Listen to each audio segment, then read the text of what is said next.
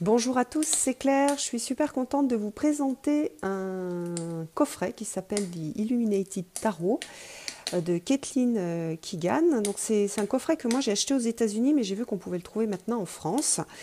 Et donc c'est un magnifique coffret en carton rigide avec un revêtement un peu super beau comme du papier craft. Et puis vous voyez, il y a du doré dessus, donc la boîte est vraiment magnifique. Alors, voilà les côtés. Et au dos de la boîte, donc là ça fait très sobre, mais moi j'avais ça qui était très légèrement collé, qui s'est enlevé tout de suite. D'ailleurs je ne voulais pas le garder, mais qui permet de présenter le jeu. Alors, donc quand on ouvre le coffret, on a donc une boîte magnifique hein, qui s'ouvre comme ça, avec une super belles illustrations des suites ici. Un petit livre d'accompagnement et puis on a les cartes que l'on peut sortir grâce à un petit ruban. Alors vous voyez que la présentation a été vraiment travaillée et qu'on a vraiment un bel objet. Alors vous l'avez compris, il y a 53 cartes et c'est marqué tarot. Donc, normalement, un tarot a 78 cartes. Donc, ce que l'auteur a fait, c'est qu'elle a retravaillé toutes les significations en fait qu'il y avait dans le tarot et elle a associé aux 52 cartes à jouer soit un arcane majeur, soit un arcane mineur. On va retrouver à l'intérieur donc tous les arcanes majeurs et puis pour les mineurs, on retrouve certaines cartes mineures du Rider-Waite. Voilà. Alors. Donc vous voyez la présentation de la carte, c'est vraiment carte à jouer avec ici l'as de trèfle et puis l'as de trèfle réversible. La taille des cartes, au niveau des proportions, ça ressemble à une carte à jouer, par contre c'est beaucoup plus grand qu'une carte à jouer. Là on a plutôt une taille, disons qu'en hauteur, une taille de tarot classique et une plus grande largeur. Le dos est super joli, sobre et jolie. La texture, alors je ne sais pas si vous allez voir, je crois qu'en anglais ils appellent ça linen. Donc c'est légèrement déligné en fait sur le dessus. On l'a un peu sur le Tarot of the Holy Light, mais c'est super fin. Et c'est vrai que ça m'a toujours ça m'avait surpris au début, surtout que j'en avais vu des beaucoup plus grossiers sur d'autres jeux de cartes. Mais là ça me plaît bien, puis ça donne comment dire, une impression de solidité à la carte. On a un petit livre d'accompagnement, donc qui est vraiment pas gros, hein, qui fait, je ne sais pas combien de pages, mais pas beaucoup, avec une petite présentation sur les origines du tarot, comment lire les cartes, des exemples de tirage pour la carte du jour, des exemples de tirage pour le tirage classique passé, présent, futur, l'explication de son association avec les suites, donc c'est la sienne d'association, on en trouve parfois des différentes dans d'autres jeux. Donc là on a les trèfles qui sont les bâtons, qui correspondent à la passion, la créativité et à l'élément feu. Les carreaux, ce sont les deniers, donc on a le monde physique, l'élément terre, les cœurs, ce sont les coupes, émotion, intuition, l'élément eau, pardon, et les épées, donc ce sont les piques avec la raison, l'intellect et l'élément air. Voilà.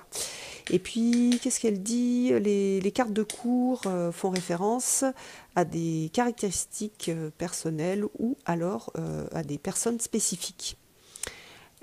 Après, les arcanes majeures représentent comment on va dire, des événements importants de la vie, alors que les mineurs correspondent à des situations de la vie de tous les jours. Voilà. Alors après, vous voyez, pour chaque carte, on a un truc super joli que j'adore. Bon, ça donne pas énormément d'informations, mais c'est super agréable à regarder. C'est vraiment magnifique.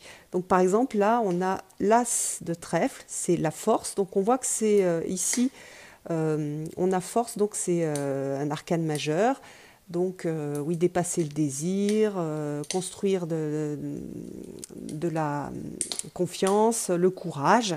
Et on a ça pour toutes les cartes. Donc vous voyez le 5 de denier, là on a le diable, le 6, pardon, pas de denier, de clubs de trèfle, le 6 de trèfle, on a la tour, etc. Et voilà un peu comment est fait le petit livre. On a quelque chose sur un tout petit mot sur l'illustratrice. Voilà, on a quelque chose, un tout petit mot sur la création du projet. Et puis voilà, copyright 2017. Donc vous voyez, il est tout neuf ce jeu. Alors, on va regarder les cartes maintenant. Alors, j'aime énormément les cartes. J'aime énormément l'énergie qu'il en ressort. Et je les trouve assez faciles à lire en intuitif. Et elle n'a pas tout le temps suivi le Rider-Waite. Il y a d'autres significations. Donc là, par exemple, c'est pas le Rider-Waite. Hein. Donc on voit deux personnes l'une face à l'autre avec du feu entre elles. Donc on a une conversation, on va dire, animée, avec de l'énergie.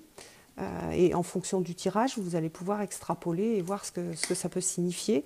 Vous voyez ici le 3. On a construit quelque chose, on a utilisé nos capacités pour construire quelque chose. Voilà, alors là le 4, on reconnaît le 4 de bâton traditionnel. Là on a le diable, on a la tour. Là on a un petit différent entre les castors. C'est super parlant. Alors il y a des cartes qui sont complètement réversibles, d'autres non. Donc ça apporte de l'information. J'adore ce valet. Donc là on va avoir que 3 cartes de cour, hein. Valet, dame. Là, on retrouve la reine de bâton qui dans le Rider-Waite est illustrée avec justement un chat et des tournesols. Et vous voyez qu'elle est réversible. Le roi de denier, qui est lui le magicien. Voilà, puis là on regarde la suite des carreaux. Là on a la grande prêtresse sur le 2 de carreaux. C'est assez intéressant parce qu'elle a mis la grande prêtresse dans la suite du monde matériel. Ça suit pas mal la vision aussi que l'on peut voir par exemple dans des livres comme le pèlerinage des battleurs avec la grande prêtresse en fait qui est la grand-mère, c'est celle qui apporte la connaissance, on va dire intuitive des choses, la connaissance de la vie par, oui, c'est la petite sorcière, celle qui connaît les plantes, etc. J'aime beaucoup. J'aime beaucoup qu'elle soit liée à la terre. Voilà, 3 de denier, là on reconnaît bien le 3 de denier avec le vitrail à l'extérieur, enfin en fond. Voilà, le 4. C'est un jeu qui se prête bien à l'intuitif, c'est le hiérophante. Et puis les images racontent très très facilement des histoires, donc ça va pas être un jeu. C'est pas un jeu qui fait ésotérique avec plein de signes ésotériques qu'on ne comprend pas. C'est un jeu qui est très, très parlant. Là, l'ermite, voilà, c'est le Bernard l'ermite qui est dans sa coquille. Et regardez là. Ah, celle-ci est réversible, mais elle ne parle pas de la même chose. On ne voit pas les choses sous le même angle.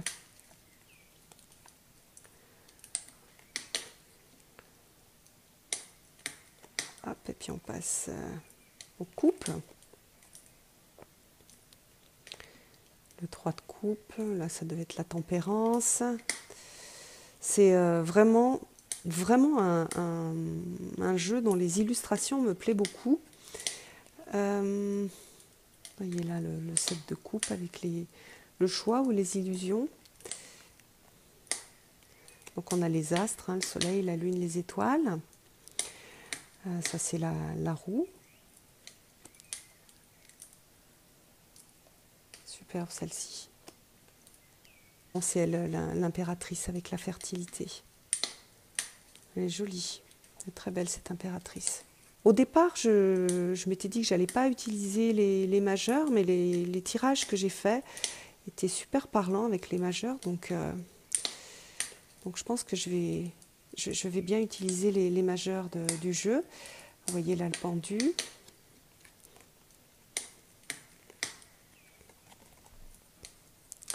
La mort, le 4 d'épée.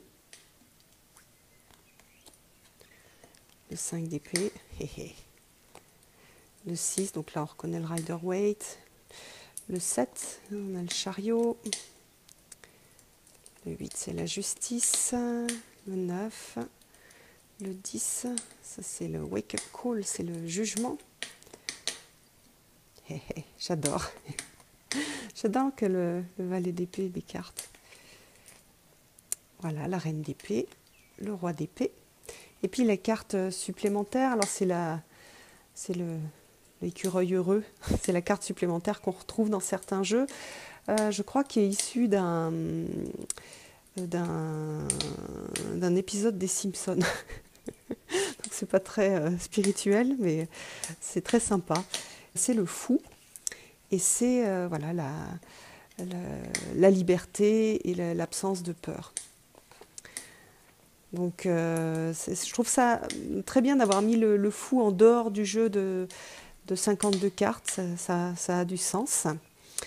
Donc voilà, c'est un super joli jeu. Je suis très contente de l'avoir. Je suis très contente des premiers tirages que j'ai faits. Il est facile à prendre en main, et puis même si on ne reconnaît pas tout de suite tous les majeurs, on se reporte à ce livre hein, qui est super, où on va trouver très rapidement la carte, donc c'est intéressant. Alors j'espère que je vous aurai fait rêver un petit peu avec ce jeu, et puis je vous donne rendez-vous pour de prochaines vidéos. À bientôt!